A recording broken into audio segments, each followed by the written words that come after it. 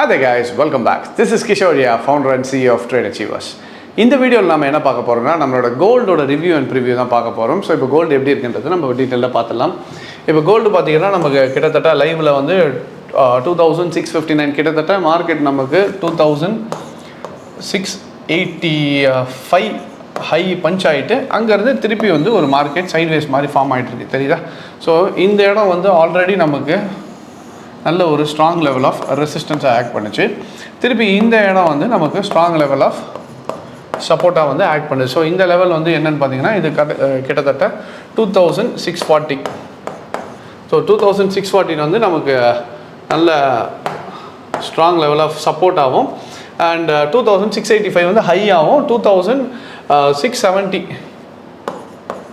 வந்து ரெசிஸ்டன்ஸாகவும் ஆக்ட் பண்ணிகிட்டு இருக்கு. ஸோ இப்போ மார்க்கெட் என்னென்னா திருப்பி இந்த ரேஞ்சுக்குள்ளேயே சைட்வேஸ் தான் ஆகிட்டு இருக்குமே தவிர மார்க்கெட் நம்மளுக்கு மறுபடியும் இந்த லெவலில் பிரேக் ஆச்சுனா தான் அடுத்த லெவலுன்னு எங்கே இருக்குன்னு பார்த்தீங்கன்னா 2630. இது வந்து 50-40 2630 இல்லை ஒரு சைட்வேஸ். ஸோ 2620.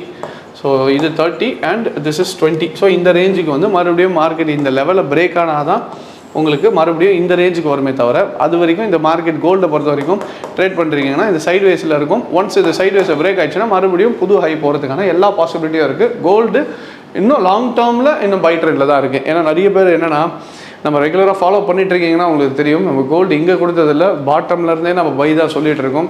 ஏன்னா நான் நேற்று வீடியோ கூட நீங்கள் நிஃப்டி ரிவ்யூஸ் பார்க்கும்போது கூட புரிஞ்சிருக்கோம். நம்ம ரெகுலராக நிஃப்டியும் ரிவ்யூவில் பை தான் சொல்லிட்டு இருந்தோம். கோல்டும் ரெகுலராக பையணும். எல்லாருமே என்னென்னா கோல்டு இல்லை மார்க்கெட் மேலே இருக்குது, கண்டிப்பாக இப்போ செல் ஆக போகுது, ஏன்னா ஸ்டாக்கெல்லாம் ஏறிடுச்சு, கோல்டு இறங்கும்.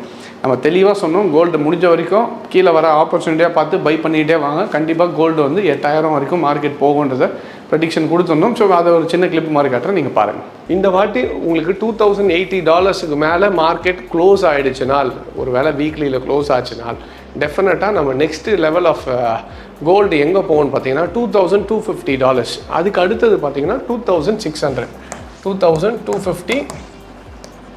அதுக்கு அடுத்தது 2600. ஸோ இது வந்து ரெசிஸ்டன்ஸ் 1 ஆக்ட் பண்ணும், இது வந்து ரெசிஸ்டன்ஸ் 2 ஆக்ட் பண்ணும். ஸோ இதுதான் அடுத்த ரேஞ்சு வந்து ரெசிஸ்டன்ஸ் வந்து இருக்கிற range.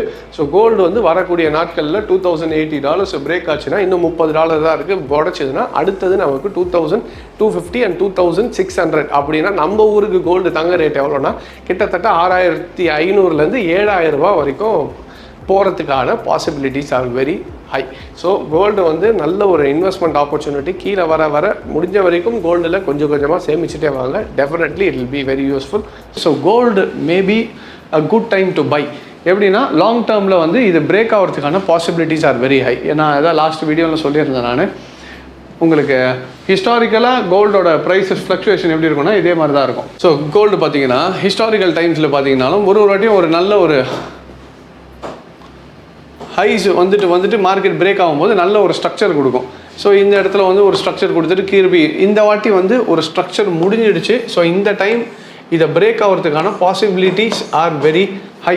So gold price may increase in long டேர்மில். நான் ஏற்கனவே கோல்டோட கிராம் கூட சொல்லியிருப்பேன், நான் இன்டர்வியூஸில் சொல்லியிருக்கேன். ஸோ கிட்டத்தட்ட இப்போ ஒரு 5000 + 6000க்கு இந்த ரேஞ்சு ட்ரேட் ஆகிட்டு இருக்கு. நம்ம 7000 to 8000 rupees வரைக்கும் ஒரு கிராம் ஆஃப் கோல்டு போகிறதுக்கான வாய்ப்புகள் அதிகமாகவே இருக்குது. ஸோ கோல்டு லாங் டேர்மில் சின்னதாக முடிஞ்ச வரைக்கும் ஃபிசிக்கலாக வாங்கி வைக்கணும்னு நினைக்கிறவங்க தாராளமாக வாங்கி வைக்கலாம்.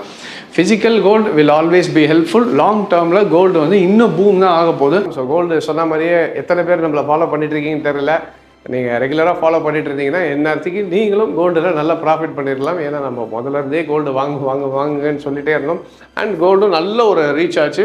ஸோ கிட்டத்தட்ட நமக்கு 2400, ஸோ $2400 வரைக்கும் மார்க்கெட் ட்ராவல் ஆச்சு. ஓகே, இப்போ ட்ராவல் ஆகிடுச்சு. நெக்ஸ்ட் என்ன சார் இன்னும் மேலே போகுமானா ஓவராலாக லாங் டேர்ம் பொசிஷன்லாம் பார்க்கும்போது கோல்டு வில் கோ அப்.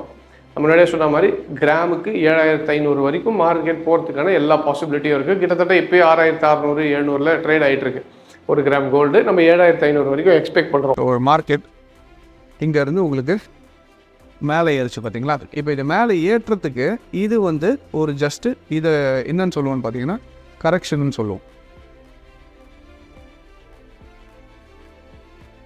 இந்த ஃபேஸை வந்து கரெக்ஷன் ஃபேஸ்ன்னு சொல்லுவோம். அப்போ இந்த மார்க்கெட் இப்போ கோல்டு என்ன நடந்துட்டு இருக்குன்னு பார்த்தீங்கன்னா தெரிஞ்சிடும்.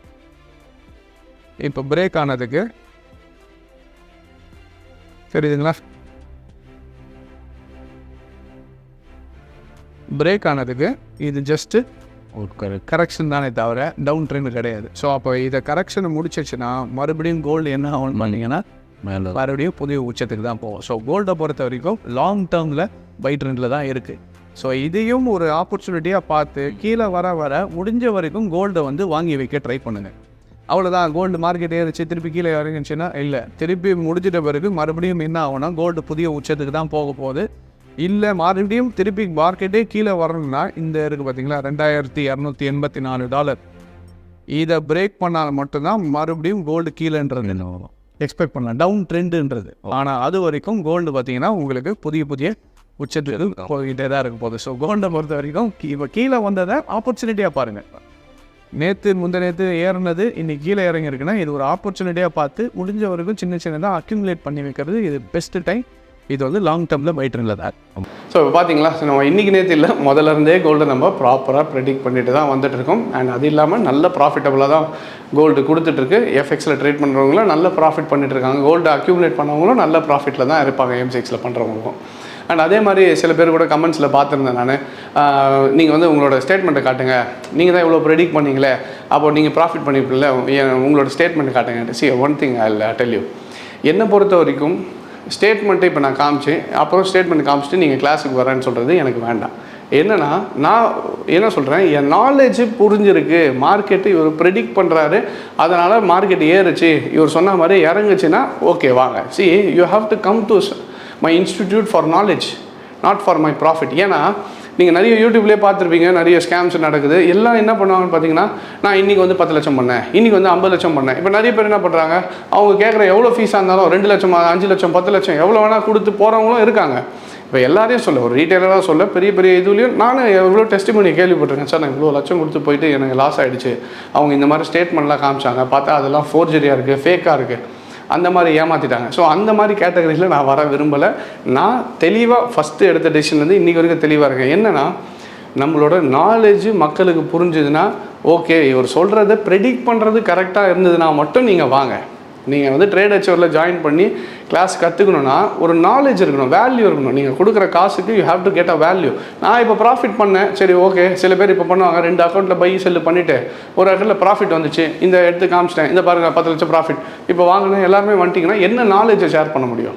நான் அதனால தான் தெளிவாக சொல்கிறேன். நான் என்னன்னு மட்டும் சொல்ல, நீங்கள் எங்கேயாவது போய் ஸ்டாக்ஸை பற்றி கற்றுக்கணும் அப்படின்னு முடிவு பண்ணிட்டீங்கன்னா ஃபஸ்ட்டு அவங்கக்கிட்ட ப்ராப்பர் நாலேஜ் இருக்கான்னு பாருங்கள். அந்த நாலேஜில் அவங்களால ப்ரெடிக்ட் பண்ண முடியுதா, ரெகுலராக கன்சிஸ்டண்ட்டாக காமிச்சிருக்காங்களா, 1 வருஷமோ 2 வருஷமோ. நம்மளது எடுத்து பார்த்தீங்கன்னா ட்ரேடர்ஸ் சொல்ல கிட்டத்தட்ட இந்த ரிவ்யூ கிட்டத்தட்ட உங்களுக்கு 4-5 இயர்ஸ்க்கு மேலே இருக்கும். ஸோ அதோட பேக் ரெக்கார்ட் நான் மக்கள் டிவி ஷோஸில் பண்ணுறதுலேருந்து பார்த்தீங்கன்னா கிட்டத்தட்ட 2018 உங்களுக்கு இருக்கும்.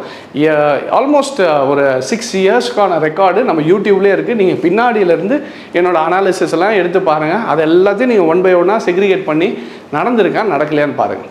அதெல்லாம் நடந்திருக்குன்னா இவர்கிட்ட ஏதோ ஒரு சப்ஜெக்ட் இருக்குது, ஸ்டஃப் இருக்குது, அதனால் இவர்கிட்ட கற்றுக்கலான்னா நீங்கள் எங்ககிட்ட வாங்க.